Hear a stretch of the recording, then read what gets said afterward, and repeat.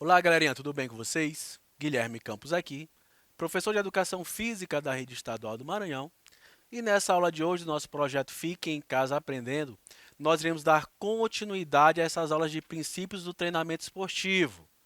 Já falei para vocês o que é treinamento esportivo, os princípios do treinamento esportivo. Nós já falamos sobre o princípio da sobrecarga e da adaptação. Falamos sobre o princípio da individualidade biológica e hoje nós iremos falar sobre o princípio da especificidade, tá? Também é um princípio muito importante e que deve ser respeitado quando um indivíduo ele vai montar uma série de treinamento ali para qualquer pessoa. Então, nossa aula está assim, o treinamento esportivo, os princípios do treinamento esportivo, nós iremos falar das capacidades físicas, aí nós iremos entrar no princípio da especificidade, aí eu vou falar para vocês os fundamentos fisiológicos, vou apresentar algumas modalidades esportivas aqui para vocês e trazer essa diferença para que vocês entendam na prática e vou aqui responder duas questões com vocês do assunto. Então, treinamento esportivo, vamos lembrar, é entendido como sendo um processo de adaptação a estímulos externos, racionalmente organizados para alcançar um objetivo concretamente definido. E, geralmente, esse objetivo está relacionado com o aumento do rendimento. Aí eu falo aqui, é o processo de adaptação. Nós já podemos falar, como eu já dei aula passada para vocês, do princípio da adaptação, que o nosso corpo ele vai se adaptando aos estímulos que ele vai recebendo. Só que esses estímulos eles devem ser adicionados de uma frequência e de uma forma correta para que o indivíduo ele tenha esse ganho de rendimento, para que essa questão do treinamento ela tenha resultados positivos para a saúde do indivíduo. Então, o treinamento esportivo, ele deve ser o quê? Racionalmente organizado. Para quê? Para que seja atingido o objetivo. Não adianta eu montar um treinamento onde eu não chegue a um objetivo, onde eu não chegue pelo menos próximo desse objetivo. Se eu não fizer isso, o meu planejamento ele não foi bem executado. Lembrando lá daquela aula de individualidade biológica que eu trouxe para vocês. Que eu falei que a individualidade biológica deve ser respeitada. Cada ser é um ser.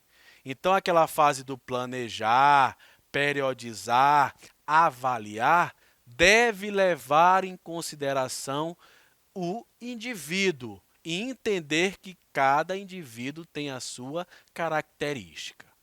Mesmo sendo gêmeos univitelinos, como eu trouxe no exemplo para vocês. Então, os princípios do treinamento esportivo funcionam como norteadores do planejamento, execução, consolidação e controle da preparação de um atleta. Eles incluem todos os aspectos e tarefas do treino, determinando o conteúdo, os meios, os métodos e a organização dos exercícios. Então, os princípios eles são norteadores, é aquilo que vai dar o norte, é aquilo que tem que ser respeitado, que deve ser levado em consideração. Porque senão vai existir uma falha nesse processo e o objetivo ele não vai ser atingido. Aí eu falo muito de capacidade física, que o treinamento esportivo ele é criado com o objetivo de melhorar o rendimento do indivíduo. E melhorar o quê, professor? Quais capacidades físicas? Essas aqui, ó.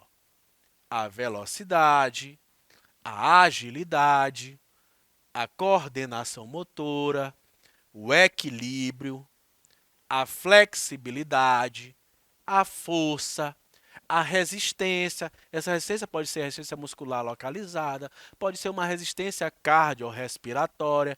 Então, isso aqui são o quê? São os atributos físicos treináveis, que através do treinamento esportivo, através de um bom planejamento, de uma boa estruturação, eu consigo atingir uma melhora nessas minhas capacidades físicas, certo? Então, o que seria o princípio da especificidade? Professor, bora aprofundar sobre a especificidade. Deixa eu entender isso aí. É aquele que impõe como ponto essencial que o treinamento deve ser montado sobre os requisitos específicos da performance desportiva, em termos de qualidade física, interveniente, sistema energético preponderante, segmento corporal e coordenações psicomotoras utilizadas. Professor, seja mais claro. Quando eu falo de requisitos específicos da performance desportiva, eu quero dizer que se eu quero ser um bom atleta de corrida, por exemplo, eu tenho que treinar o quê? Eu tenho que treinar corrida. Aquilo que é específico da corrida. Se eu quero um condicionamento físico para jogar basquete, eu devo jogar o quê? Basquete. E não apenas correr. Porque o específico para a minha modalidade exige muitas outras ações motoras. Como diz aqui, ó, vai exigir um outro sistema energético, uma outra coordenação. Então, quanto mais organizado, quanto mais treinado eu tiver a execução de determinado movimento, menos energia eu vou gastar. E um melhor rendimento eu vou ter, uma melhor aptidão eu vou ter. Quando tudo isso começa a ficar um pouquinho mais organizado dentro do meu organismo. Então é aquilo, o básico aqui da especificidade. Se eu quero ser um bom nadador, eu tenho que treinar natação. Aí vai depender de algumas provas, daqui a pouco eu vou chegar. Se eu quero ser um bom corredor, eu tenho que treinar a corrida. Se eu quero ser um jogador de futebol, eu devo treinar futebol. Porque os gestos motores, as ações motoras, a questão psicomotora, ela é específica dessa modalidade. De alguma forma, eu tenho que especializar, eu tenho que ter esses gestos motores bem aprimorados no organismo, para que tudo funcione. Aí vamos aqui para os fundamentos fisiológicos, que devem ser levados em consideração, sempre quando nós falamos de especificidade. Os sistemas energéticos possuem capacidades e potências diferentes. Devido a essas diferenças, a intensidade e a duração do exercício determinam o sistema energético predominante solicitado, estressado durante qualquer exercício determinado. Esse estressado aqui, galera, tem a ver com o estresse, o estímulo que está sendo ali adicionado, que está sendo colocado ali numa sessão de treinamento, o estresse físico, digamos assim. Isso aqui é bem importante, vocês virem. Ó. Determina o sistema energético predominante. Daqui a pouco eu vou dar uma explicadinha para vocês, e vocês vão tirar da cabeça de vocês o que é passado por muitas pessoas de forma errada. E a partir dessa aulinha aqui, vocês vão deixar de pensar desse jeitinho. Então, o princípio da especificidade, ele leva em consideração os fundamentos fisiológicos, que esses se dividem em dois. Nós devemos levar em consideração os aspectos metabólicos e os aspectos neuromusculares do indivíduo. E dentro dos aspectos metabólicos, nós temos o quê? O sistema energético e o sistema cardiorrespiratório. Então, isso aqui, os fundamentos fisiológicos, eles sempre devem ser levados em consideração em relação à especificidade. Vocês lembram daquela aula de individualidade biológica que eu dei para vocês?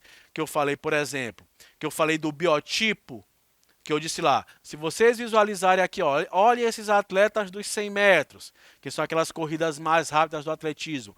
Olhem essa estrutura corporal desse atleta. E olha a estrutura corporal de um atleta que faz uma maratona, como eles têm biotipos totalmente diferentes. Eu estava mostrando justamente para vocês aqui, ó, a questão dos aspectos neuromusculares. Porque o indivíduo, para ser rápido, ele tem que ter uma predisposição genética de fibras brancas, que são um tipo de fibra muscular, que são fibras que têm uma contração rápida. E com o treinamento ele vai ter um maior recrutamento dessas fibras. Enquanto, por exemplo, o maratonista, ele tem que ter uma predisposição genética de fibras vermelhas, que são fibras de contração lenta, que têm uma capacidade de oxigenação maior. Então, existem essas diferenças quando nós estamos falando de performance. Aí, em questão dos aspectos metabólicos, o que deve ser levado em consideração? Essas 4 situações aqui, ó. O treinamento, característica da prova, ou seja, você deve treinar aquilo que você vai aplicar na prática, o sistema cardiorrespiratório, o sistema de transporte de energia, isso aqui vocês vão entender já já, e a mesma atividade da performance. Isso tudo aqui, ó, deve ser levado em consideração quando nós falamos dos aspectos metabólicos. E quando nós falamos dos aspectos neuromusculares, o que tem que ser levado em consideração? O tipo de fibra muscular, dei os exemplos para vocês ainda há pouco, o padrão de recrutamento da unidade motora, o padrão de recrutamento, quando vocês estudarem lá sistema muscular, vocês vão ver que existem os neurônios motor, que existem as unidades motoras e que quanto mais você treinar, maior recrutamento você vai ter de fibras musculares, melhorando assim o seu rendimento. Sinergias musculares acessórias ao movimento, a polissustentação do movimento. Esses 3 últimos aqui, ó, falam o quê? Tem relação com a coordenação motora específica. E quando é que você melhora a sua coordenação motora específica? Quando você treina isso de forma específica. Fica bem óbvio. Aí eu trouxe aqui algumas modalidades esportivas para que vocês entendam e tentem compreender. Coloquei aqui uma imagem de uma atleta realizando uma corrida de fundo e uma imagem de uma realizando uma maratona aquática, que também é uma prova de natação de longa distância. Corrida de fundo são provas de longas distâncias também.